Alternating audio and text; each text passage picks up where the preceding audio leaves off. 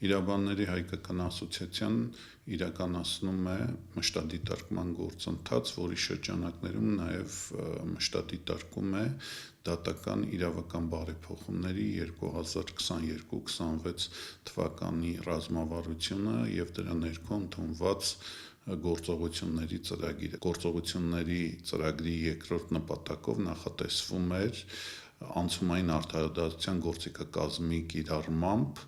փաստահավաք գործունեության իրականացում մարդու իրավունքների համակարգային խախտումների բացահայտման համար եւ այս նպատակի ներքո նախատեսված են երկու գործողություն, առաջինը փաստահավաք խմբի օրենսդրական փաթեթի մշակում եւ երկրորդ դրա արդեն գործարկում, դրանք նախատեսված էին համապատասխանաբար 2023 թվականի առաջի կիսամյակում եւ երկրորդ կիսամյակում։ Ասեմ նաեւ, որ նախկին դատաիրավական բարեփոխումների ծրագրով նույնպես նախատեսված էր այս փաստահավաք գործունեության զբաղվելու հետ կապված համապատասխան հանձնաժողովի ստեղծումը, սակայն նախորդ ռազմավարությունը փաստորեն ձախողվեց, այն չիրականացվեց եւ այսպես մեխանիկորեն դա տեղափոխվեց 2022-2026 թվականներին։ Հիմնական նպատակը բնականաբար անցումային արդարադատության 4 ենթանպատակների նվաճումն է։ Առաջինը քրեական արդարադատության իրականացում, երկրորդ ճշմարտության որոնում եւ բացահայտում, երրորդ փոխհատուցումների իրականացում եւ չորրորդ համակարգային ինստիտուցիոնալ բարեփոխումների իրականացում։ Կարելի է ասել, որ այս բոլոր 4 ենթանպատակները ընդգրկված են այս մեր ռազմավարության երկրորդ նպատակում,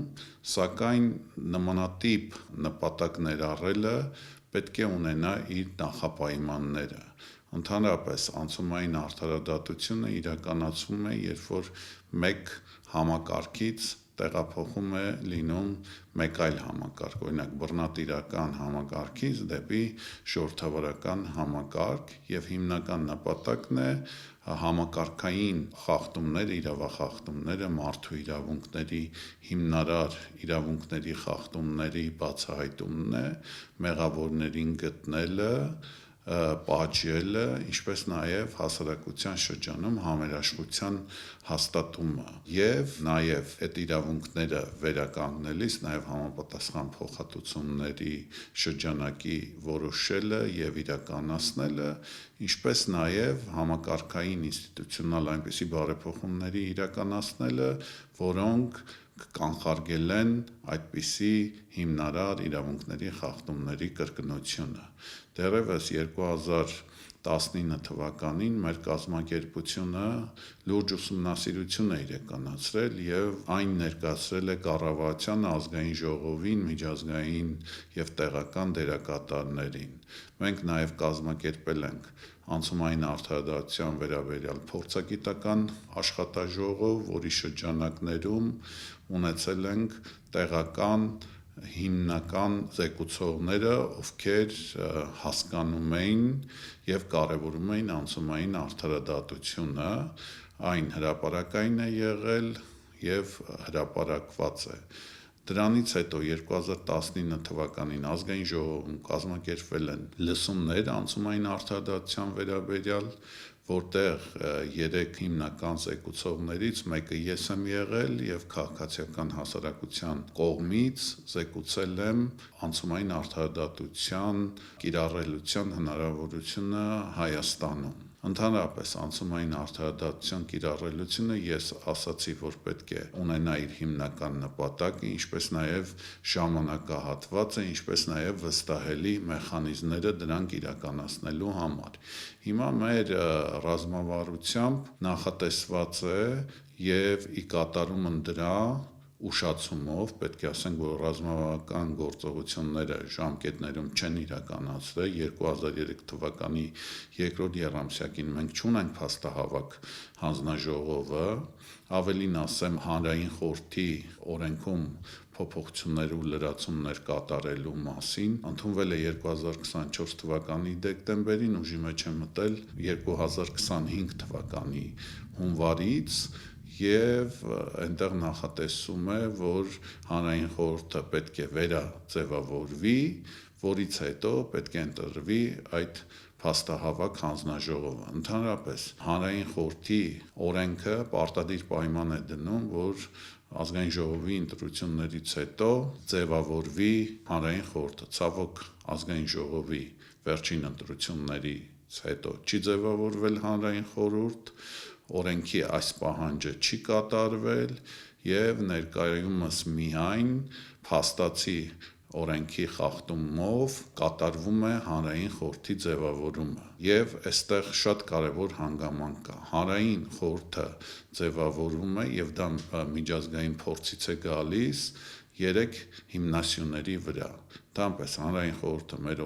օրենքով նախատեսված է ունենալ 45 անդամ, առաջի 15 անդամներին առաջարկում է Հայաստանի Հանրապետության վարչապետը կառավարությանը, որից հետո բաց հրավեր է լինում քաղաքացիական հասարակության տարբեր խմբերին, մասնագիտական, ոչ մասնագիտական, որպեսզի իրենք իրենց հայտերը տան եւ հետո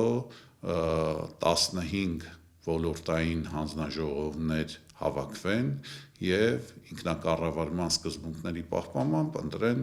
իրենց նախագահին եւ դրանից հետո 15 անդամները այդպես է ձևավորվում, որից հետո այդ 30 անդամները արդեն 15 հոգին վարչապետի կողմից նախատեսված, 15 հոգի ընտրված առաջարկում են 30 թեկնածուներ հասարակության տարբեր խավերից, խմբերից, որպեսզի մեծ ներկայացություն ապահովի հասարակության եւ հետո քվեարկությամբ ընտրում են դրանցից 15-ին։ Ցավոք այս օրենքի փոփոխություններով այս հիմնարար սկզբունքի խաթարում է տեղի ունեցել եւ այն 15 հանձնաժողովների նախագահները, որոնք պետք է ընտրվեին ոլորտային մասնագիտական կազմակերպությունների, խմբերի կողմից գումարված ժողովների ընթացքում, իհարկե վարչապետի աշխատակազմի կազմակերպման եւ վերահսկողության ներքո, որպեսզի ամեն ինչ լիներ օրինական եւ արդար, այդ դրույթը փոփոխել են եւ վարչապետի կողմից նշանակված 15 անձիկ են ընտրելու այդ 15 հոգուն, այսինքն դուրս է գալիս, որ այստեղ հասարակության կողմից ինքնակառավարման սկզբունքների պահպանմամբ ընտրված հանձնաժողովի նախագահներ չենք ունենալու, այլ ունենալու ենք ճակերտավոր ընտրված իրականում նշանակված 15 հոգի, հետո այս 30 հոգին առաջարկելու են եւս 30 տեխնացություններ եւ ընտրելու են 15-ը։ Փաստացի դուրս է գալիս, որ մենք այս հանրային խորհրդի փոփոխություններով աղավաղում ենք ընդհանրապես հանրային խորհրդի ձևավորման հիմնարար կոնցեպտը, սկզբունքը եւ փաստացի հանրային վստահելիություն եւ հանրային ներկայացվածություն չի ապահովելու, այսինքն այդ ամեն ինչը անցնելու է վարչապետի աշխատակազմի պրիզմայի ներքո, նրա կողմից նշանակված 15 անձանց դիտանկյունից եւ նրանք են ընտրելու։ Ինչու եմ սա ասում, որովհետեւ օրենքով նախատեսված է, որ ձևավորումից հետո ընտրվելու է փաստահավաք հանձնաժողովը 7 հոգուց կազմված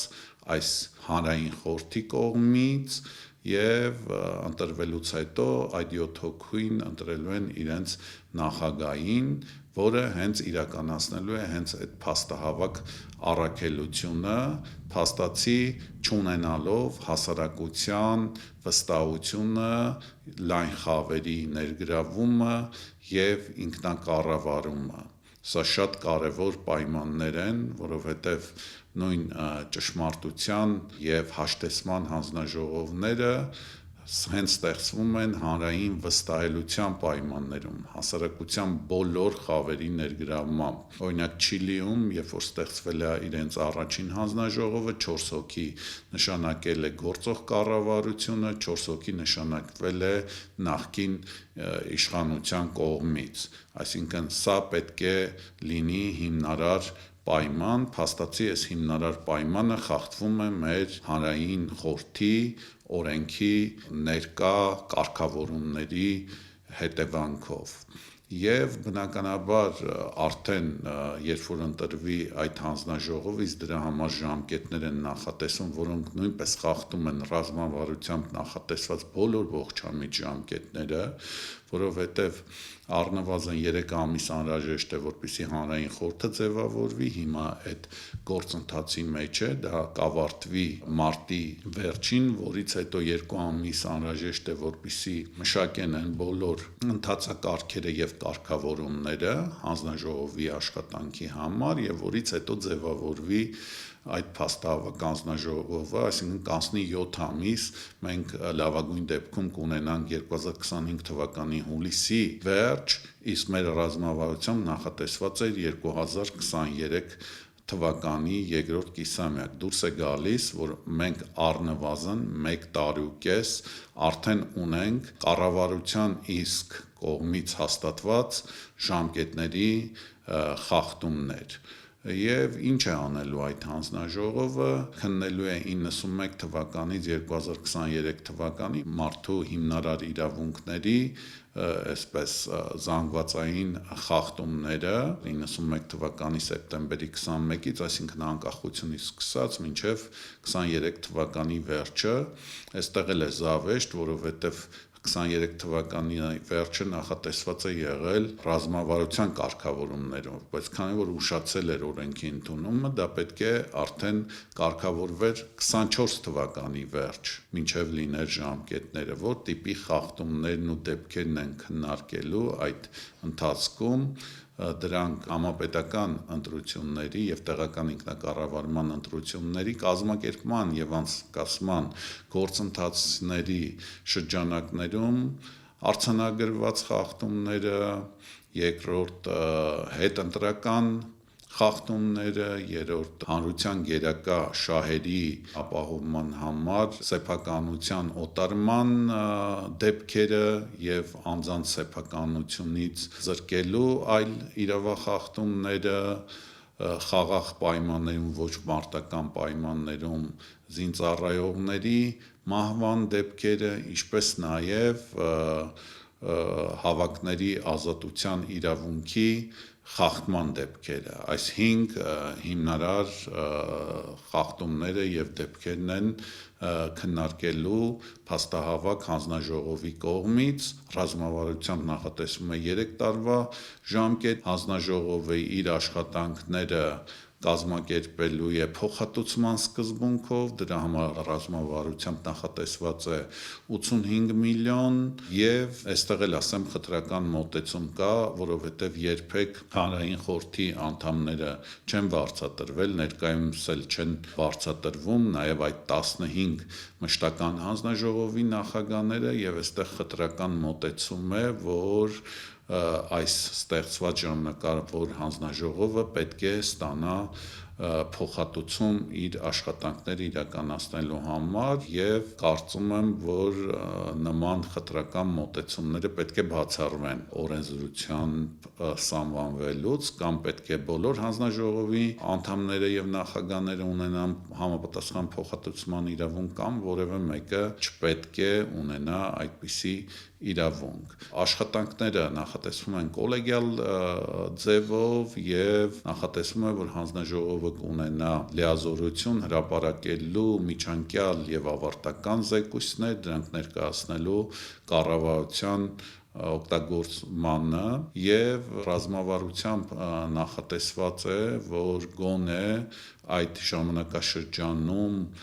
գրանցված 50% խախտումները կբացահայտվեն եւ բացահայտված խախտումներից շուրջ 30%-ը կստանան համապատասխան փոխհատուցումներ։ Սա է արդյունքահեն ցուցանիշներն է եւ ընդհանրապես ես կարծում եմ, որ նմանատիպ անցումային արդարադատության գործիքակազմը պետք է իրականացվեր 18 թվականից անմիջապես հետո, այդ ժամանակաշրջանը բաց է թողնվել, այն պետք է բերի ոչ թե հասարակության բաժանում, ջլատում, այլ հասարակության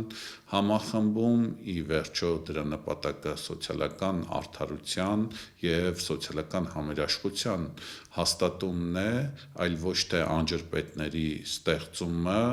ի վերջո իրավախախտերը պետք է պատժվեն, իրավունքները պետք է վերականգնվեն, համապատասխան անձիկ, ում իրավունքները խախտված է, պետք է ստանան փոխհատուցումներ։ Սակայն նաև այս ամենը պետք է արվի այնպիսի վստահելի մեխանիզմների շնորհիվ, որ հասարակությունը որևէ կասկած չի ունենա դրա ճշմարտության, արդարության նպատակների մասով, սակայն նույն այս օրենքի փոփոխությունները հանձնաժողովների մասին արդեն լուրջ կասկածի տեղիք են տալիս, որ սա կունենա հասարակության լուրջ վստահություն, ճշմարտության բացահայտման և համերաշխության ապահովման նպատակներից ելնելով, բայց կտեսնենք, ժամանակը ցույց կտա։